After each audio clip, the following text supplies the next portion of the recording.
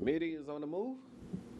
And they're off. Taking the early lead is the number 8 Greyhound, followed by the 5 as they make their way onto the stretch. The 8 still maintains the lead. Now headed into the first turn, the 8 still has the lead with the number 5 Greyhound trying his best, and 5 is taking the lead from the 8. Now making their way onto the back stretch. 5 maintains the lead, followed by the 1, 8, and 2. And as they make their way down the back stretch, the 5 still has the lead with the number 1 Greyhound trying to catch up with the number 5 as they make their way around the far turn. But 5 still maintains the lead over the rest of the pack. Now entering onto the home stretch.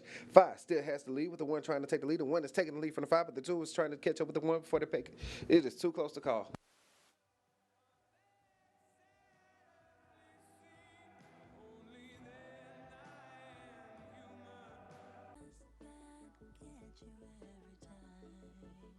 And I just can't seem to give you